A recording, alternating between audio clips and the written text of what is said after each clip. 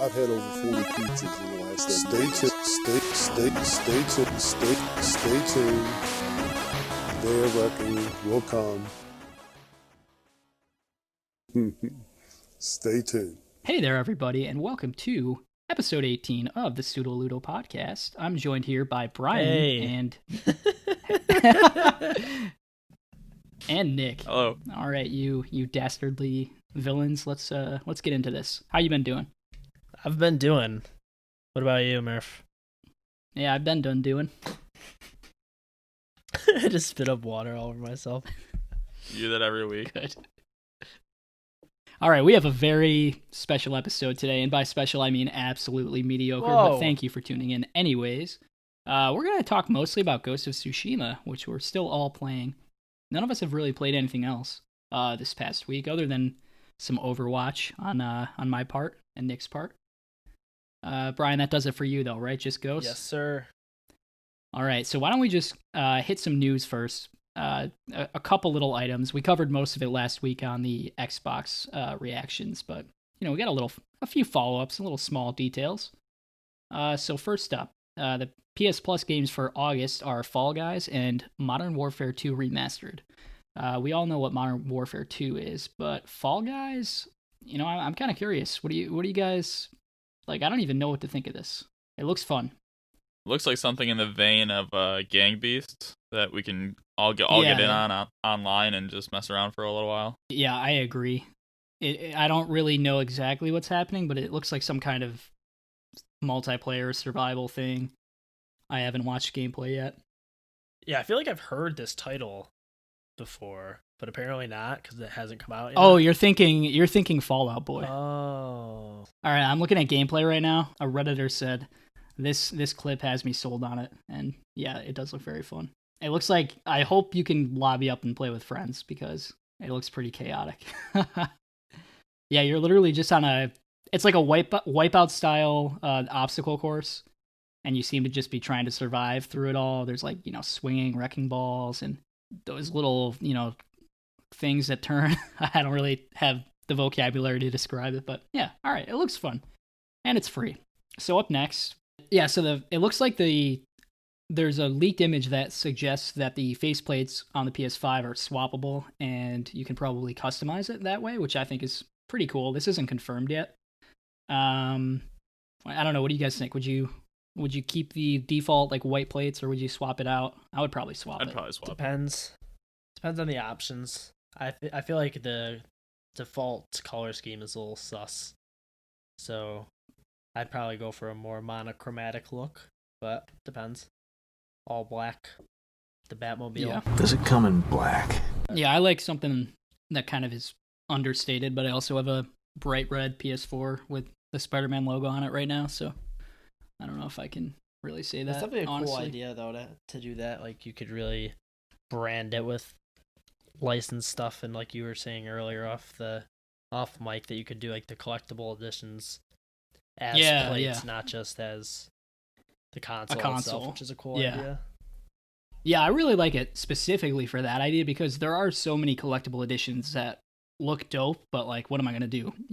Buy a new PS4 every time? No. So, and it's weird because those, collector's editions and stuff are usually marketed towards the most hardcore fans, obviously. Like a casual person's probably not buying the, special Last of Us edition of a PS4. So it does make more sense to be able to sell that to people that already have your console, I think. So yeah, well, we'll see more on that. Stay tuned. Give me the farming simulator version, or give me death. Yes. What would that look like? Just a red barn? Just a tractor style? No, just a tractor. A nice, maybe a John Deere branded, like on the other side. Oh yeah, that'd green, be kind of yellow, cool, like green. Yeah. Yeah. I mean, I wouldn't use that, but I think a Sure, full-size somebody would. tractor that also has an HDMI would be more what I'm envisioning. yeah. Well, it's more simulator-y, I guess. You still have to use a controller. You can't just. You have to sit in Right. the. You have to ride it. You know how lawnmowers and tractors and stuff have those safety switches where if you hop off the seat a little bit, it like shuts it off. I do now.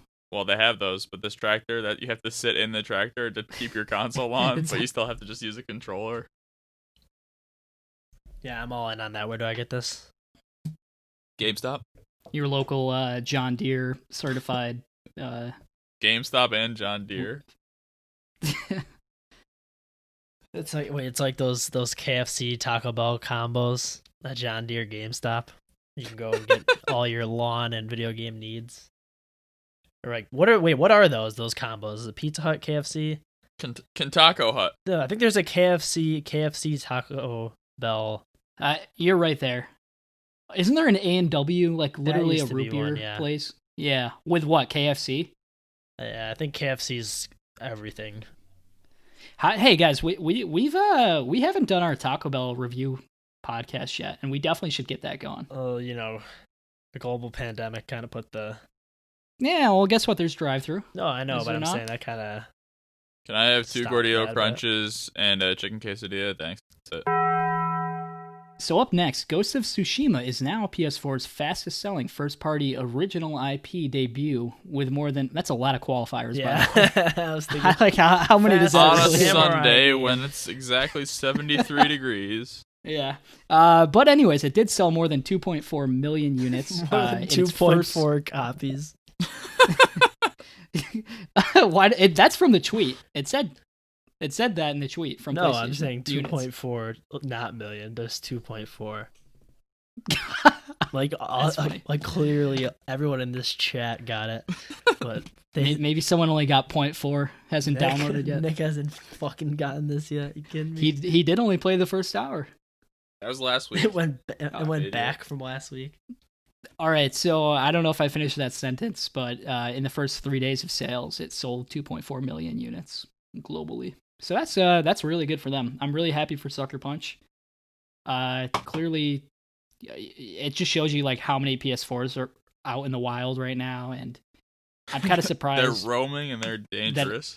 But yeah, so anyway, speaking of Ghost of Tsushima, there was a patch that came out. So patch 1.05. So this added a couple new difficulties. It added a lethal difficulty where I think everything is more deadly. So like the enemies can kill you in fewer hits, and you also can kill them in fewer hits, which I like that. I like the idea where it's way more high stakes and more realistic, I guess, because you can't really get hit with a sword more than once and be okay. So I'm kind of a fan of that. And then there's also a easier mode for people who just want to experience the story and explore and stuff without having any like combat problems. It's easier to stealth around, and enemies are weaker, that kind of thing. But yeah, that was pretty much it. They fixed like some text issues where you can change the size of the font and stuff of the subtitles. But that is about it. Will you guys try out the lethal difficulty mode? Probably not, but I like when developers continue to support single-player titles like this. I know that Sony Bend did this a lot with Days Gone, and it's cool to see them adding some stuff like this right off the bat. But I'm probably just going to stick with the standard offerings, but it's cool. Yeah, I think I would turn it on maybe just to mess around, but I don't think I would want to play through the whole game with that on. I'm liking the difficulty where it is. It seems like it's very well balanced.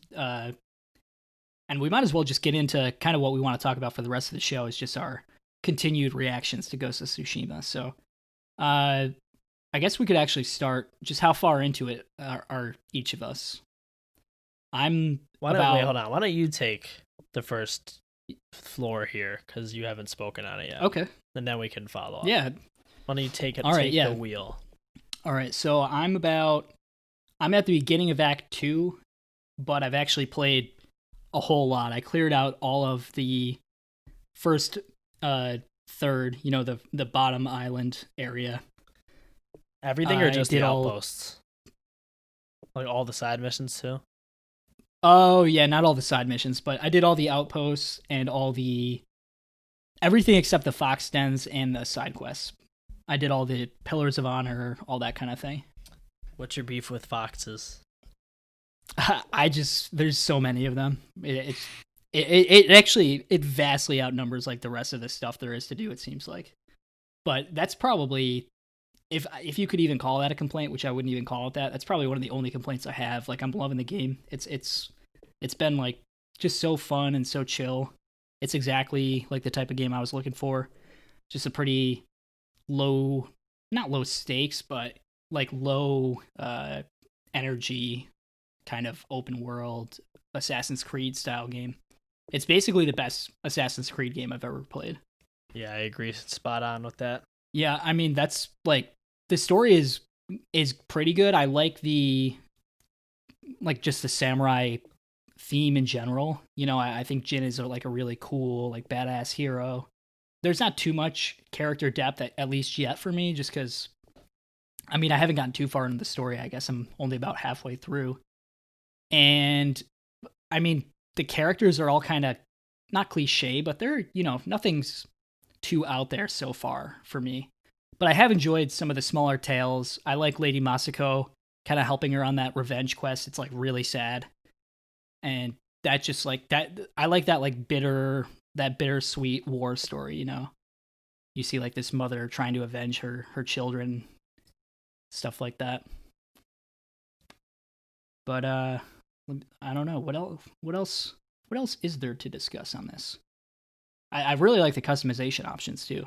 That's like one thing I was actually surprised by how much depth there was to it. I didn't really expect that.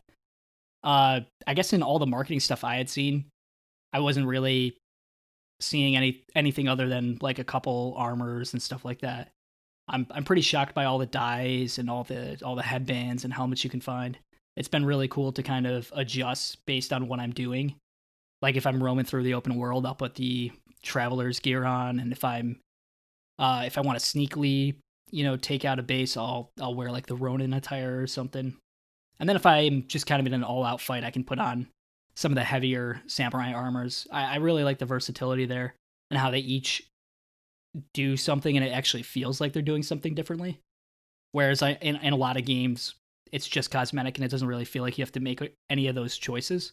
I think it makes sense in this game because, like, if you're wearing that samurai armor, of course you're going to be, you know, spotted easier and stuff, but it does make more sense that you have more health now. So I like the kind of give and take of that. How do you deal with upgrading if you're switching that often? Do you upgrade anything? Yeah, I've upgraded all the armors that I wear, not up to the final level, but up to the 3rd out of 4 levels. Jeez. So, yeah. You must come in contact with a lot of supplies. Yeah, I have the charm that doubles.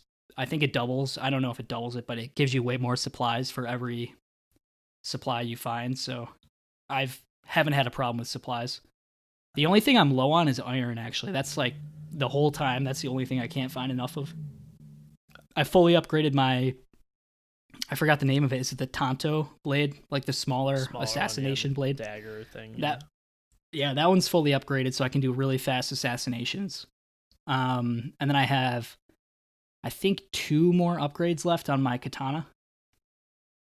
Yeah, I think I have 1 more on the katana, and then I also did all of them on the dagger, but I've been trying to get the armors up more, but I'm always lacking in supplies.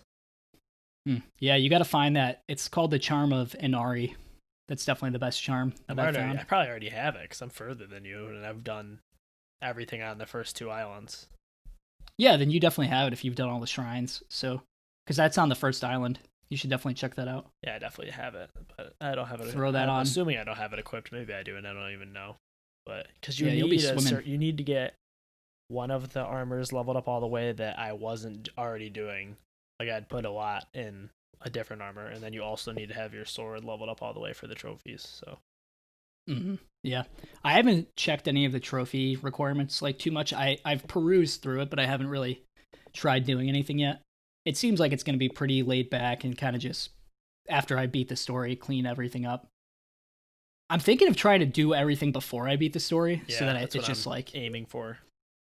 Because it doesn't even seem like the game where I'm going to want to have to do like 50 Fox Dens all, you know, for the last like 4 hours of gameplay or something. That's trash.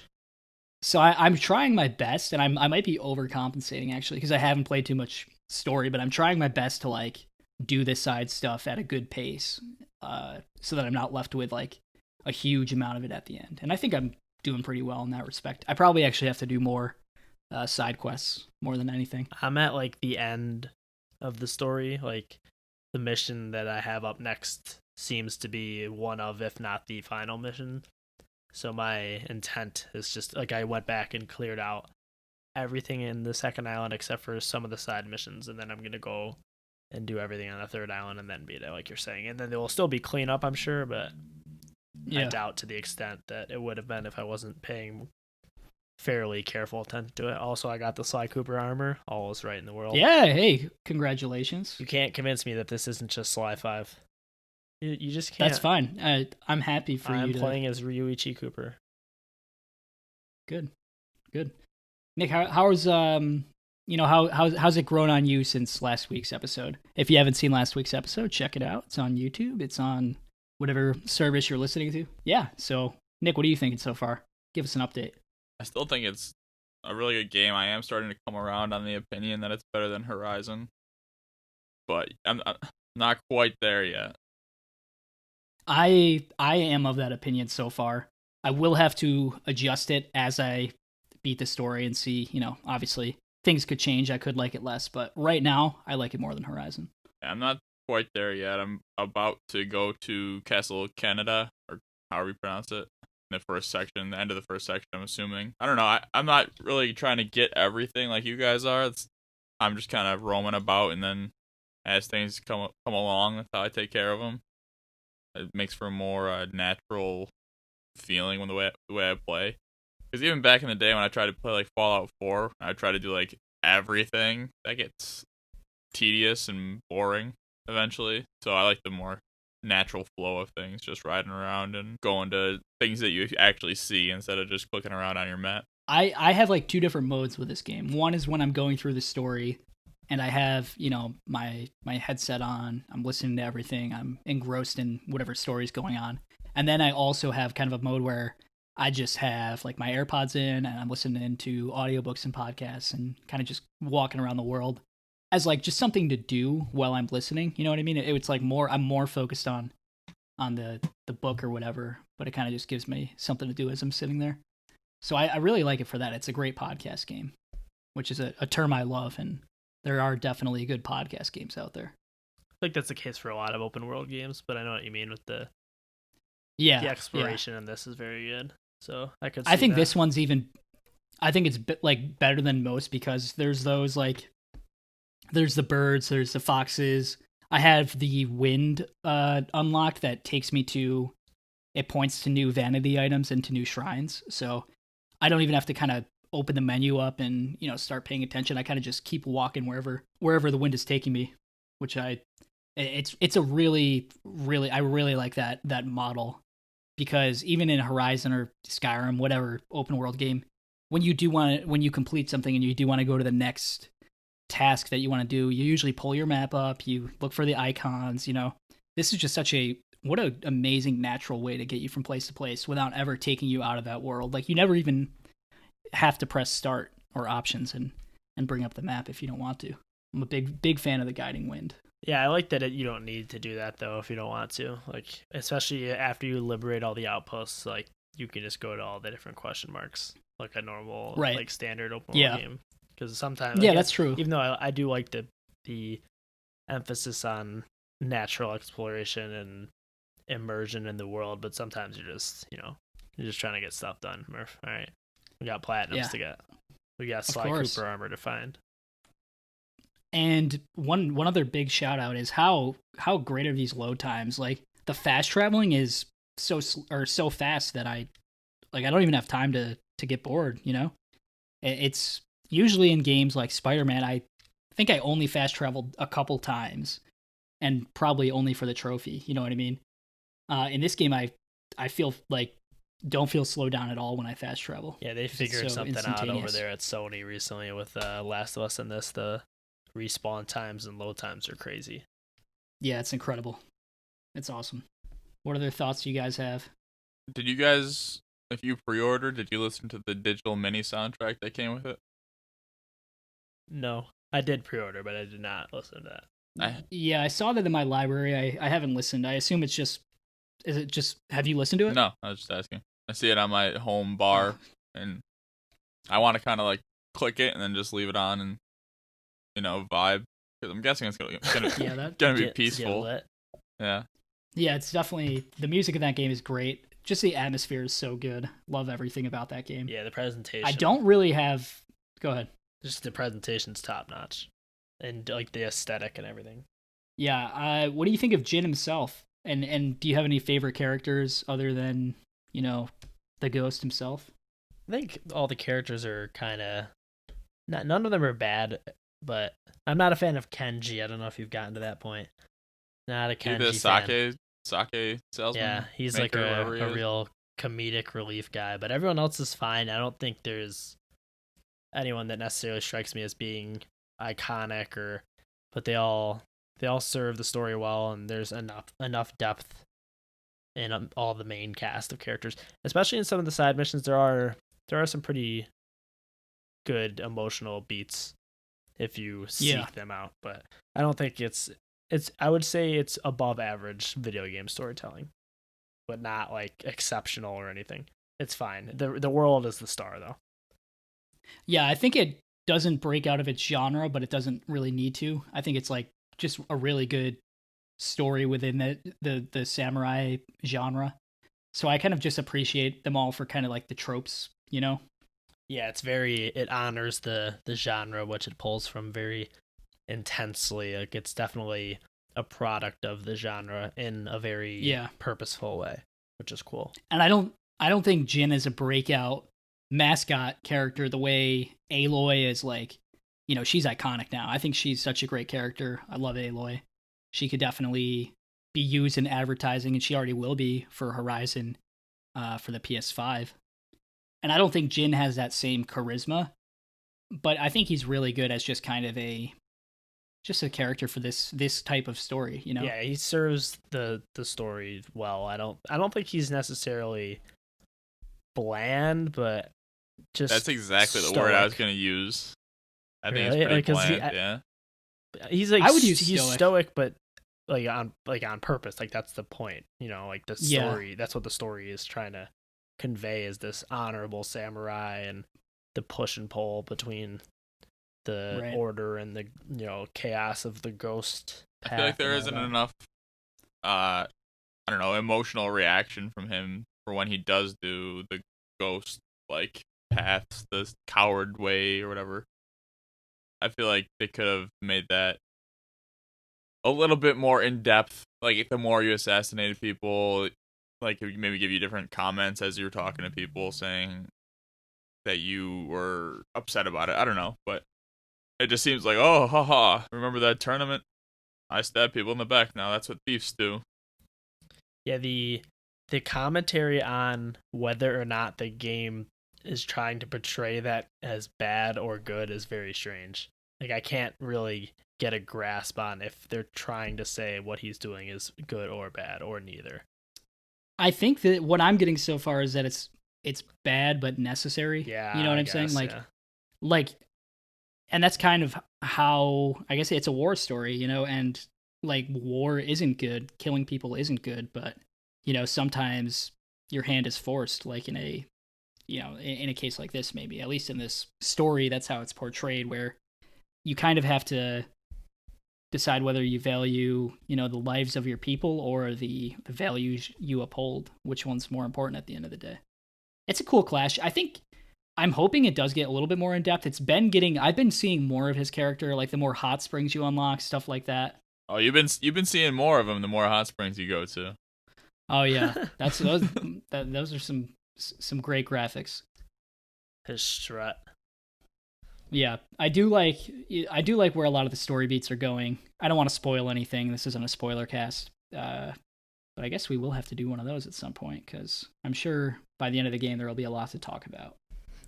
I think one of the better performances is the Khan himself.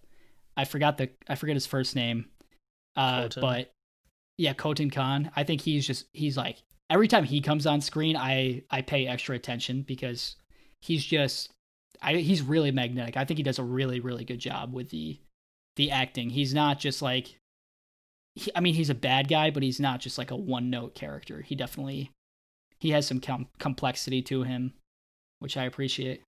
Yeah. That's all I have to say. That's all? Yeah, That- Patrick Gallagher, friend of the show. So any closing thoughts for you guys at the end of this episode? No, I mean we might have to do a follow up when we all beat it, but I don't want to say too much story wise because further. But I think I still am loving it. I think the longer you go, I think that the combat can get a little repetitive because a majority of what you're doing is just fighting Mongols, but it's never boring per se, but I can see it getting a little long in the tooth by platinum time, but I still like it a lot. One of my favorites of the year, and I'm proud of my boys at Sucker Punch. Yeah, good for them. I've been a fan of all their games, but this one is definitely All of them, huh? all the ones that I was a fan of Infamous Second Son when it came out, but What about a certain Cooper? I'm a fan of Sly Cooper casually. Yeah, right. No, you're from a distance. You're I've a played poser. I played one of his games. Carry If you on. didn't catch me playing that game, I would have beat it by now. Wait, why? Because I was like in a rush to do it. You did it in the public eye. You just stood under a spotlight with it. I had it on private, and it still somehow went through because I was on a party chat. I thought that would hide it, but sad. Yeah. So good for them. I'm happy for them. You guys want to wrap it up? Nick, where can they find us? They can find us in several places. They can find us on Twitter at Pseudo Ludo Cast. They can find us on Instagram at Pseudo Ludo Pod. They can find us on YouTube, which most of our things are just a still image with our voices playing. But we're there. And we are often at Dunkin' Donuts and Taco Bell as a collective. Both those companies are friends of the show. I don't know if Duncan's a friend of the show. They are. I'm not willing to extend them friendship. They're like that friend that that you're friends, but when they get around their other friends, they act a little different towards you. Yeah. You know what I mean? Yeah, I think you nailed that. I don't know what it is about that company, but you're right. Why them over Starbucks? Well, Nah, Starbucks is the kid that nah. is in your class, but you don't really talk to him. Starbucks doesn't care about you. So you buy, like you would be friends with Starbucks if they ever talk to you, but they don't. You're invisible to them. Next time you go to Starbucks, get a puppuccino for your dog. Or for your Murphs. Yeah. Yeah, I would love a puppuccino. What is it, whipped cream? Is that all it is? Yeah, just whipped cream in a cup. Whipped cream pouring like waterfalls. But all right, we'll see you guys next week. Bye. Bye-bye. Goodbye. Bye.